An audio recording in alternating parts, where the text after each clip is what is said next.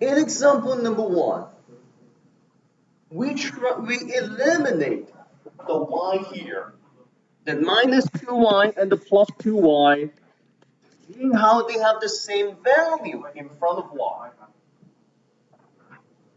That's why we can add the two equations together and eliminate the y.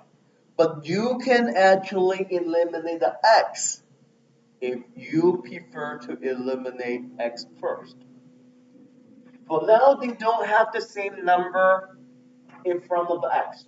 The first one is starting with 3x, the second one is 4x, but I can actually make them the same by multiplying each equation with different value. Like in this case, I can actually multiply the first equation by 4 and then the second equation by 3, and we will end up with 12x minus 8y equals negative 36. And for the second one, I can go with 12x plus 6y equals 69. And now, since both equations have 12x, you can then subtract one equation by the other, giving us negative 40y equals negative 105. And you go from there. You will still end up with the same answer here.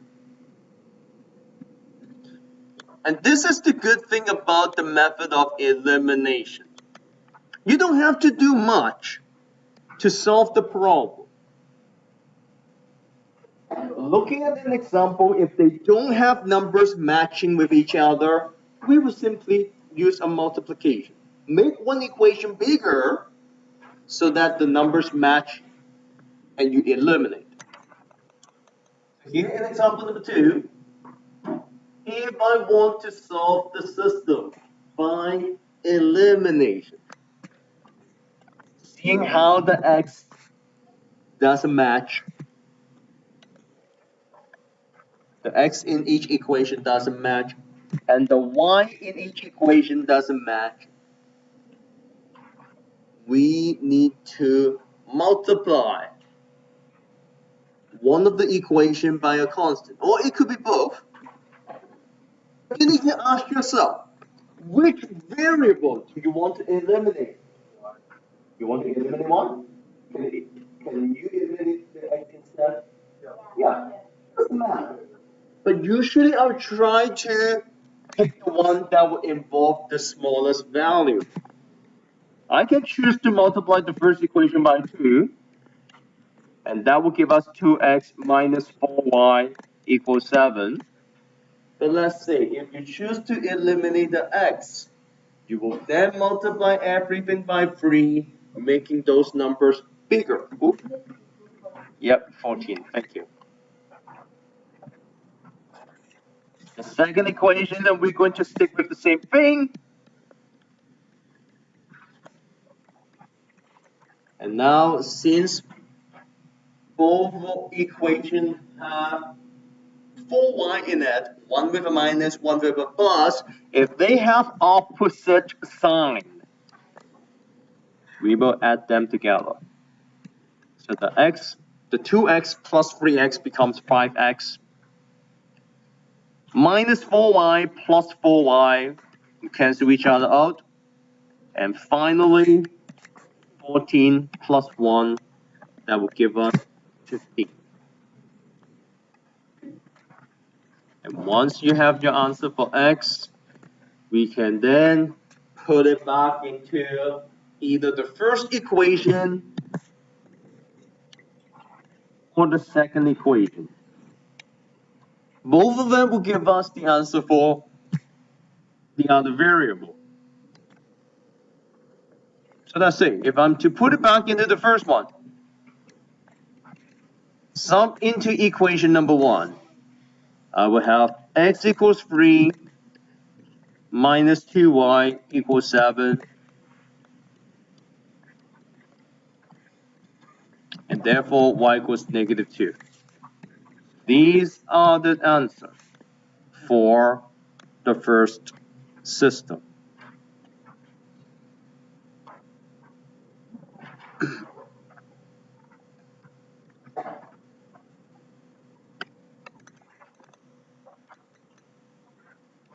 There are times when your system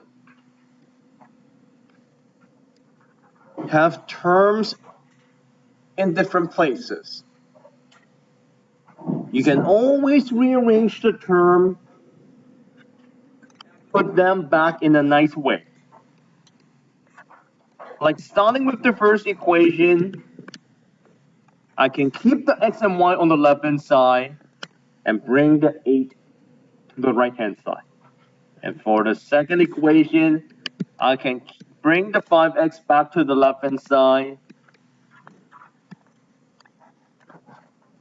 and start the elimination here.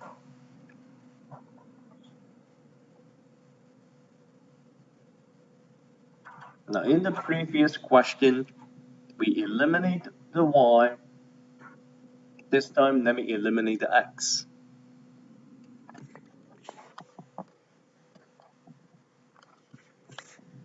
Between the 2x and the negative 5x, we want them to look the same. We need the same number in front of those x's. The 2x and the 5x here, I can multiply the first equation by 5 and the second equation by 2. Both equations would then be starting with 10x.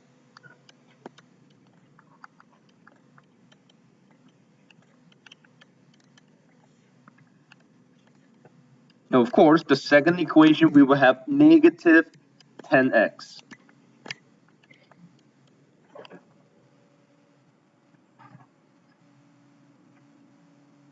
Once you've multiplied both equations with different values, we will now end up with the same coefficient for the x. Both of them will now involve 10x. One has a plus, one has a minus in front of it. How would you eliminate the 10x? You would add them, yes. They have different sign in front of them. We will add the two equations together. So now the 10x will be gone. We have 23y equals 52.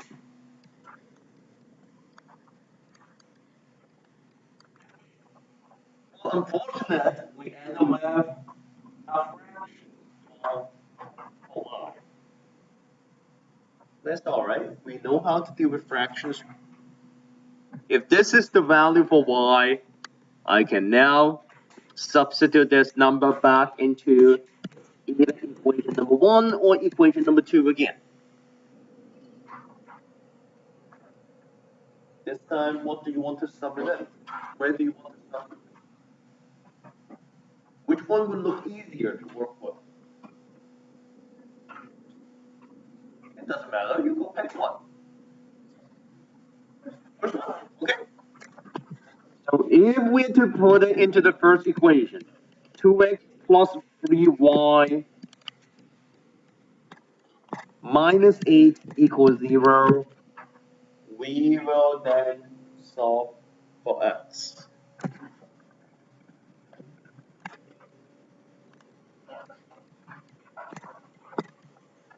We don't like working with denominator. And last time we had a method to eliminate the denominator in your equation. If we can multiply everything in this equation by 23, the denominator for the middle term will now be gone. Times it by 23, times it by 23, times it by 23. We'll end up with 46x, 156 here, because the 23 will now be gone. And then 8 times 23, 184. Big numbers, but we can handle them. 46x equals 28, and therefore we have x equals